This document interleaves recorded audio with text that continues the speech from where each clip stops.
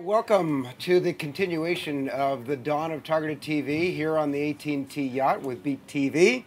We just heard from the man, the myth, the legend, Erwin Gottlieb, and we're now moving into a panel discussion with some real experts, folks that are actually in the field, in the market with addressable television. So I'm excited by that. But guys, we have a challenge. Erwin, I counted at least 3 disses, hardcore disses of competitors and other players in the market. So that's the bar that we're going to have to move to. So what I'm going to ask you to do, starting with you, Tracy, is just talk to us about who you are, what you do, and how the application of this new technology, this new data-driven approach to television addressable advertising is filling your day. Sure. I'm Tracy Shapak, and I work at Starcom MediaVest Group. And this new technology is not new. I personally have been involved with addressable television since Aurora, Colorado in 2003. SMG did a bunch of pilot tests with Comcast in 2006 and Cablevision, and we are so excited that DirecTV and Dish finally launched at scale. So I would agree that this is a new conversation for a lot of people, but know that there has been a lot of heavy market making building going on over the last decade. And that's my role within the agency, is to do that heavy lifting and then to see the business model flourish and bring the campaigns along. We've had about 45 clients that have done it, over 100 campaigns. So I wouldn't consider this new anymore. Okay, great. Mike? I agree with Tracy 100%. So my role at GroupM is similar to what Tracy just said. My job is to help our clients and our people understand the motion and the benefits to targeted advertising. We do not want to reach adults 18 to 49. We want to reach people who buy soup, people who drive cars, people who are non-Amex customers. So what Tracy said is actually very accurate. This is not new. This has been around for a very, very long time. What is new is it is completely in practice right now. There are well over 100 advertisers and well over 350 campaigns running right now where advertisers take data, match it against subscriber files, identify households that are the real people they want to reach, not this 18 to 49 bullshit, and they send commercials to the households, only the homes that they want, they ignore the balance, and on the back end, we return to the advertisers, here's how many cars you sold, here's how many cans of soup you sold. That's the part that's new, and that's the part that's exciting. That's great. Yeah, Mike Welch with AT&T AdWorks.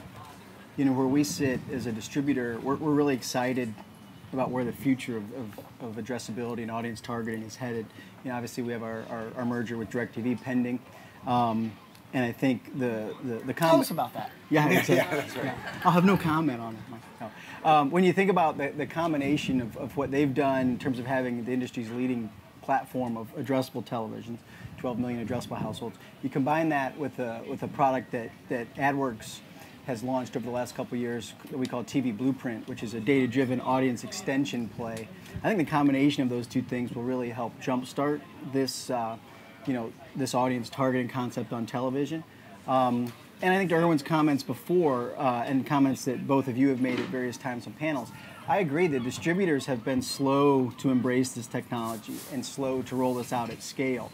But I think you're starting to see that happen. I think over the next few years you'll see it happen. And one of the things that we've learned on the distributor side is we're better together than we are apart. I think what we've done with the local cable interconnect, I think you'll see a similar approach in the addressable space, and I think we'll be able to bring scale to You know what you're saying that makes sense, that I think we all agree on?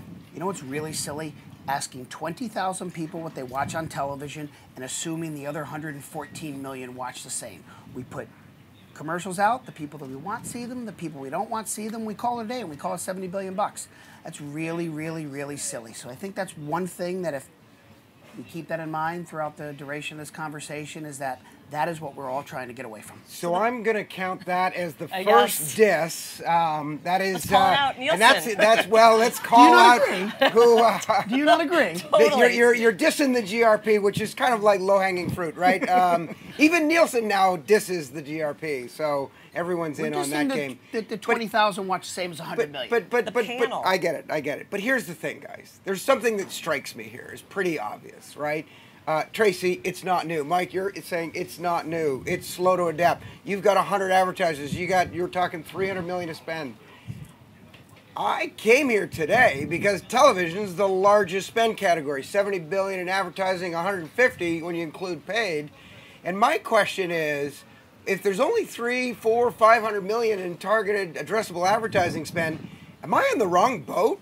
I mean, 2 boats over at Rubicon, they're talking about billions of impressions a day. We're talking 100 advertisers?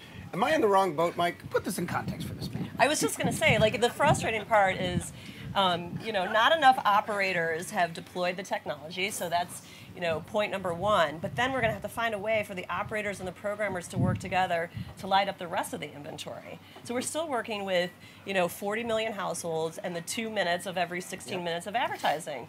So that's not good enough. Right. Obviously, both of our agencies would be raring to go to get more inventory, but not all the inventory is available to be addressable. So here's the challenge. In order to pull off a really crazy stunt, like figuring out who's living in a household, who they are, what they're watching, what they've purchased, and then sending the spot only to those people and ignoring the rest, and then actually making the closed loop and showing the conversion, that's a really difficult thing. You need data, you need technology, you need infrastructure, you need multiple parties to come full circle to make that happen. And right now, that's happening at a limited scale. I will be very honest with you, this is the one really, really true thing that I think that people forget when we talk about addressable advertising.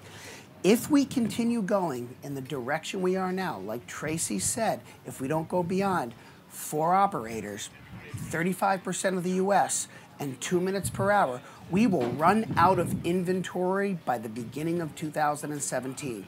So the union of national television networks, multiple cable and satellite and telco systems, data, technology, cooperation of advertisers and agencies and platforms, if that does not happen, all of this will I think become that it's a myth. going to be forced to happen because as hope so. as a backdrop to this moment, we're moving dollars in the upfront.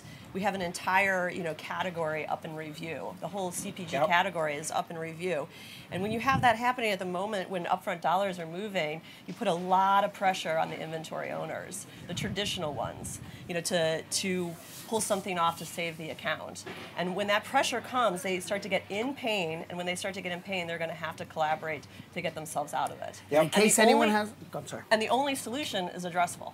Right. That's the only solution. That is the only piece of inventory in television that Mike and I are willing to pay more because we get more. And that's really important, so pay more. We pay CPMs as low as $10, as high as $400, and it's worth it all the way to the bank to target the household that's in the market to buy the car tomorrow. But back to the big media owners, if you notice, every single one of the presidents of the 4 largest national broadcast networks, they're here in Cannes this year. They've never been here before, and they're here because of what we're talking about today.